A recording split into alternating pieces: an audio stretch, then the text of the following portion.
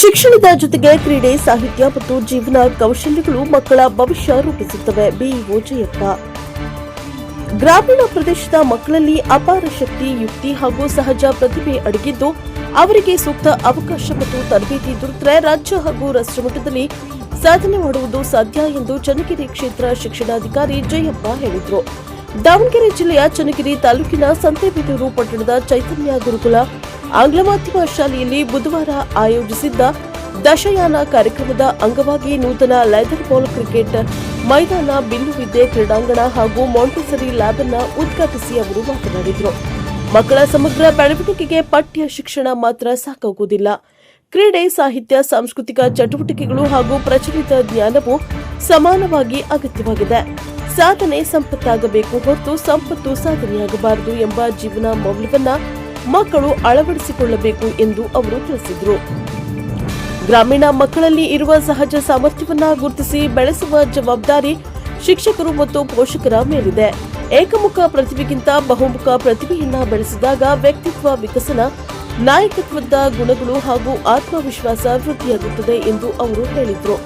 ಗುರುಕುಲ ಶಾಲೆಯು ಪಠ್ಯೇತರ ಚಟುವಟಿಕೆಗಳಿಗೆ ವಿಶೇಷ ಆದ್ಯತೆಯನ್ನ ನೀಡಿ ಮಕ್ಕಳ ಪ್ರತಿಭೆಗೆ ಸೂಕ್ತ ವೇದಿಕೆ ಕಲ್ಪಿಸಿರುವುದು ಶ್ಲಾಘನೀಯ.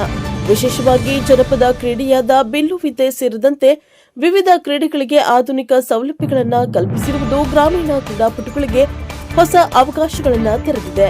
ಇಲ್ಲಿನ ವಿದ್ಯಾರ್ಥಿಗಳು ರಾಜ್ಯ ಹಾಗೂ ರಾಷ್ಟ್ರಮಟ್ಟದಲ್ಲಿ ಸಾಧನೆ ಮಾಡಿ ಜಿಲ್ಲೆಯ ಕೀರ್ತಿಯನ್ನ ಹೆಚ್ಚಿಸಲಿ ಎಂದು ಶುಭ ಹಾರೈಸಿದರು.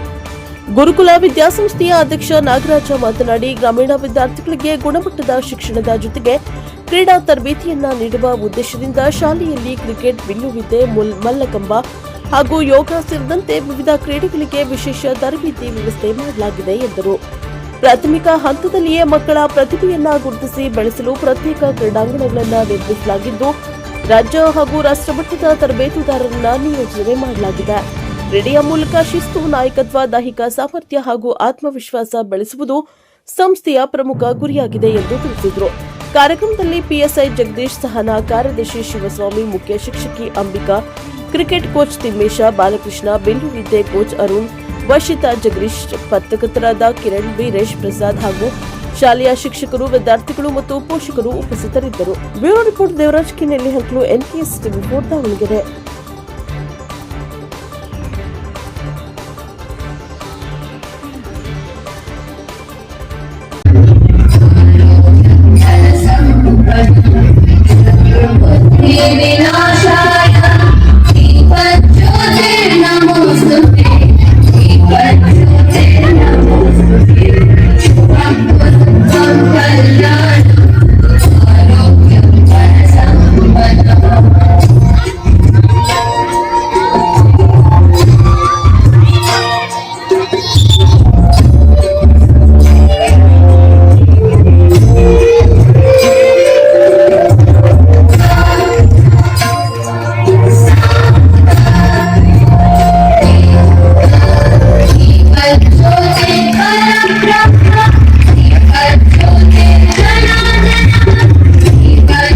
ಗ್ರಾಮೀಣ ಭಾಗದಲ್ಲಿ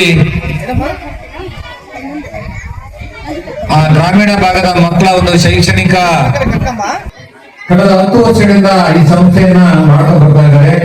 ಇದು ಬಹಳ ಅತ್ಯಂತ ಸ್ವಾಗತಾರ್ಹ ಮತ್ತೆ ಸಂತೋಷದ ವಿಚಾರ.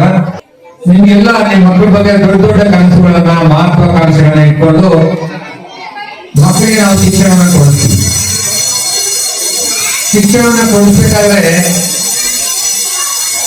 ನಾವು ಯಾವ ರೀತಿ ಎಜುಕೇಶನ್ ಕೊಡ್ತಿದ್ರೆ ಮಕ್ಕಳು ಮುಂದೆ ಬರ್ತಾರೆ, ಅವರು ಸಮಾಜದಲ್ಲಿ ಗುರುತಿಸ್ಕೊಳ್ತಾರೆ ಅನ್ನೋದು ಬಹಳ ಮುಖ್ಯ.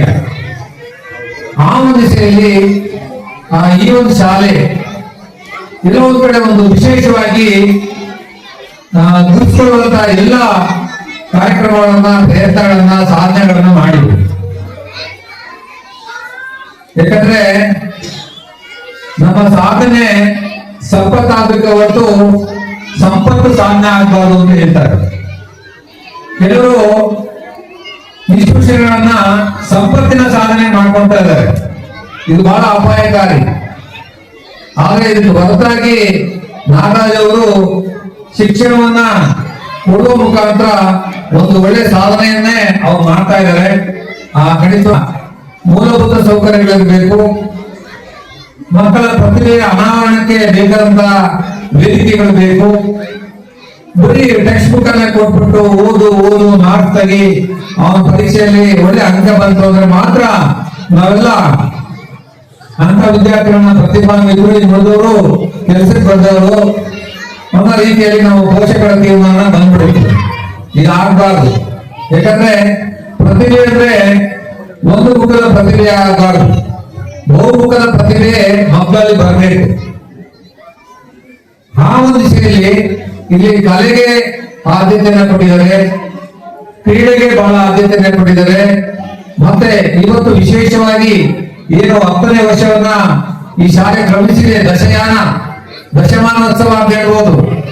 ಸೊ ಆ ಒಂದು ಸಭೆಗೋಸ್ಕರ ಒಂದು ವಿಶೇಷವಾಗಿ ಗ್ರಾಮೀಣ ಮಕ್ಕಳ ಒಂದು ಕ್ರೀಡೆಗೆ ಪ್ರಾಧಾನ್ಯತೆ ಕೊಡುವ ಸಲುವಾಗಿ ಒಂದು ಕ್ರಿಕೆಟ್ ಕ್ಲಬ್ ತರ ಮಾಡಿಬಿಟ್ಟು ಮಕ್ಕಳಿಗೆ ಪ್ರಾಕ್ಟೀಸ್ ಮಾಡುವಂತಹ ಒಂದು ಮೂಲಭೂತ ಸೌಕರ್ಯವನ್ನ ಒದಗಿಸಿಕೊಟ್ಟಿದ್ದಾರೆ.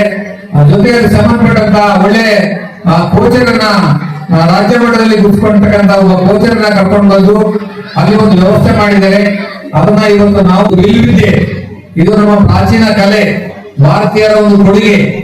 ಸೊ ಇದನ್ನು ಸಹ ಗುರುತಿಸುವಂತಹ ಅದಕ್ಕೋಸ್ಕರ